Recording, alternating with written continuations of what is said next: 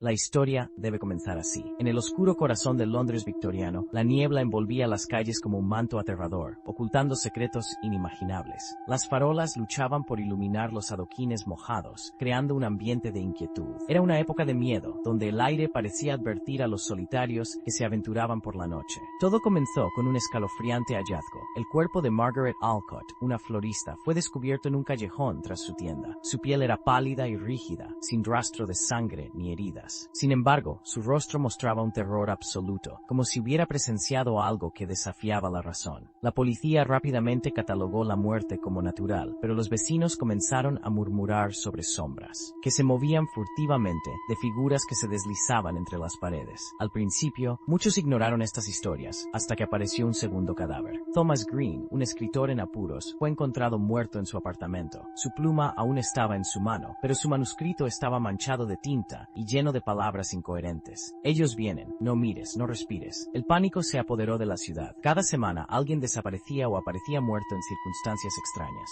Los cuerpos siempre llevaban la misma expresión de horror, como si una fuerza oscura les hubiera robado el alma. Y cerca de cada escena del crimen, los testigos oían susurros helados, voces que parecían surgir de la nada, pronunciando palabras incomprensibles. Edward Croft, un joven periodista curioso, decidió investigar. No creía en supersticiones. Estaba convencido de que detrás de cada mito había una verdad esperando ser descubierta. Habló con los aterrados residentes y exploró los lugares de las muertes. En una antigua biblioteca, Edward encontró una pista inquietante. Un libro polvoriento mencionaba a las voces de la niebla, sombras que se alimentaban del miedo humano. La leyenda contaba de un ritual oscuro fallido que había dejado a estas entidades atrapadas entre mundos, acechando a los desprevenidos. Un escalofrío recorrió su cuerpo, pero su curiosidad lo impulsó a seguir. Notó que las muertes ocurrían cerca de antiguas iglesias en ruinas, lugares que una vez fueron sagrados. Armado con un cuaderno y una linterna, se aventuró a explorar una de ellas. La iglesia de St. Mary's era un lugar aterrador, incluso de día. Las gárgolas parecían mirarlo mientras cruzaba la entrada en ruinas. Dentro encontró extrañas marcas en las paredes, círculos y líneas enredadas que formaban un lenguaje antiguo. Fue entonces cuando escuchó un susurro. No era un sonido ordinario, era como si miles de voces hablasen al unísono, creando un coro inquietante. Edward giró, iluminando las sombras, pero no vio nada. A medida que los susurros aumentaban, sintió que algo se acercaba. De repente, una sombra más oscura que la noche se deslizó frente a él. Tenía forma humana, pero sus extremidades eran desproporcionadas y sus movimientos inquietantemente fluidos. Los susurros se convirtieron en un grito ensordecedor mientras la sombra se lanzaba hacia él. Edward salió disparado, dejando su cuaderno y linterna atrás. Al llegar a la luz de la calle, la sombra se detuvo. Sin embargo, las voces seguían resonando en su mente. Al día siguiente, envió una carta a un editor local, relatando su experiencia con la esperanza de advertir a otros. Esa noche, desapareció sin dejar rastro. Su cuaderno fue hallado semanas después en los túneles de una estación de metro en construcción. Sus últimas palabras eran escalofriantes. Ellos están aquí, siempre lo han estado. La leyenda de las voces de la niebla se convirtió en un eco aterrador por las calles de Londres. Una advertencia para no caminar solo en la oscuridad y sobre todo para nunca escuchar demasiado atentamente.